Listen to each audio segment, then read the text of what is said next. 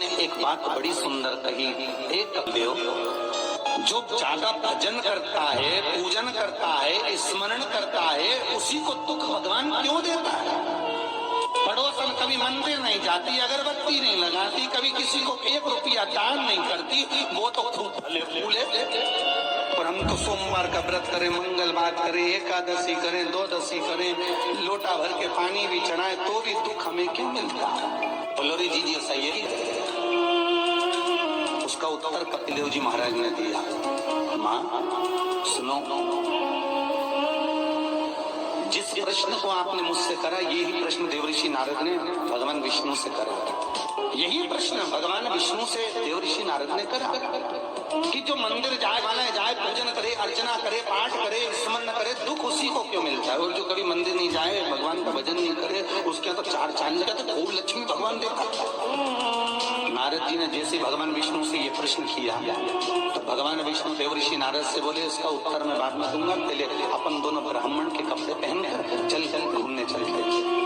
और देवऋषि नारद को ब्राह्मण के कपड़े पहना दिए, भगवान विष्णु ने ब्राह्मण के कपड़े पहन लिए, दोनों घूमने के लिए चल दिए। जाते जाते एक सेठ जी का दरवाजा मिला, एक बहुत बड़ा बंगला, बहुत बड़ा घर, और वहां जाकर भगवान विष्णु ने नारद जी से कहा, भूख लग रही, कुछ मांग ले। सेठ जी क्या? नारद जी ने आवाज लगाई, भिक्षाम देहि। सेठ जी निकल के बाहर आए, क्या है बाबा? भूख है, थोड़ा सा कुछ दे दीजिए। सेठ जी बोले, तेरा बाप रख के गया, दे दीजिए, निकले यहाँ से बाहर। अगर भिखारी भीख मांगे, निकलो यहाँ से बाहर। नारद जी की तो कांटे से खून नहीं। नारद जी भगवान विष्णु को देख रहे हैं, भगवान विष्णु नारद को देख रहे हैं। विष्णु जी ने नारद जी का हाथ पकड़ा, लेकर चल दिए वापस। नारद जी बोले, सेठ जी ने इतना अपमान करा, तुमने कुछ बोला नहीं? भगवान विष्णु ने दोनों हाथ उठाकर कहा, जा, तेरे यहाँ 4 चौगुना धन बढ़ जाए, तेरी दौलत और बढ़े, संपदा और बढ़े, तेरे पास में लक्ष्मी और बढ़े। नारद जी चले, भगवान विष्णु का हाथ पकड़ के बोले, ये कहाँ की रीति है? उसने धक्के मारकर निकाला, गाली दे के निकाला, बाप तक पहुंच गया, और तुम उससे कह रहे हो कि तेरी लक्ष्मी बढ़ जाए। नारद जी भगवान विष्णु बोले, मेरा मन, चल तू तो आगे चल। और भगवान विष्णु लेकर चले तो एक बूढ़ी बुजुर्ग माता बैठी थी एक कमरे में, एक घर के अंदर। उस बुजुर्ग को देखो, भगवान विष्णु ने कहा, नारद अब इसके यहाँ चलते चलते। जाकर आवाज लगाई, माता जी हमें भूख लग रही है, माँ जी कुछ दे दीजिए। माता जी बोली, देखो बाबा, मेरे घर में खाने का तो कुछ भी नहीं है, बस एक गाय है, उस गाय की मैं सेवा करती हूँ, दूध मिलता है, वही दूध रखा हुआ है, तुम दोनों अंदर आ जाओ। और 2 आसन लगा दिए। माता जी ने दोनों को बिठा दिया, माता जी दोनों के लिए दूध लेकर आई, दे दिए।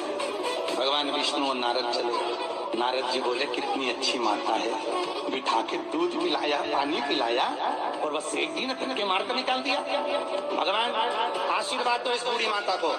भगवान विष्णु ने दोनों हाथ उठाकर कहा, जा, तेरी गाय मर जाए। अब तो और कांटे से खून नहीं। भगवान देवऋषि नारद ने कहा, प्रभु तुम्हारा ये स्वरूप मुझे बहुत बुरा लगा। भगवान ने कहा, कौन सा स्वरूप? वो सेठ जी ने धक्के मारकर निकाला तो कहते हैं और लक्ष्मी बढ़े, और वो बेचारी गाय दूध पिलाई और तुमके कुछ गाय मर जाए। हाँ, भगवान बोले, मेरा मन, तो तुमने ऐसा क्यों करा? भगवान बोले, नारद तू मेरी लीला नहीं समझता ना। नारद जी बोले, कभी समझूंगा भी नहीं, पहले बताओ ये क्यों हुआ, लीला जाने दो, मुझे तो ये बताओ। भगवान ने कहा, नारद बात इतनी सी है, वो बूढ़ी माता मेरा भजन करती है, दिन भर मेरा नाम लेती है, वो मरेगी, उसके घर में एक गाय है, उसमें उसका दिल बहुत लगा हुआ है, उसकी सेवा करती है, मरेगी, मरते समय विचार करेगी कि मेरे मरने के बाद मेरी गाय का क्या होगा। गाय की याद करते करते जब मरेगी तो उसको गाय की योनि मिल जाएगी, वो भगवान के पास नहीं आ पाएगी, विष्णु के पास नहीं आ पाएगी, इसलिए मैंने उसके मरने से पहले उसकी गाय को मार दिया। नारद जी बोले, ये तो समझ में आ गया, पर अब ये बताओ कि वो सेठ जी को लक्ष्मी क्यों बढ़ाई? भगवान बोले, नारद उसको धन से बहुत प्रेम है, मैंने लक्ष्मी इसलिए बढ़ाने दिया कि वो लक्ष्मी को जोड़ जोड़ के इकट्ठा कर कर कर जब मरेगा, वो लक्ष्मी और पैसे के चक्कर में जब मरेगा तो आखिरी में मरकर सांप बनकर उसी दौलत पे बैठा रहेगा।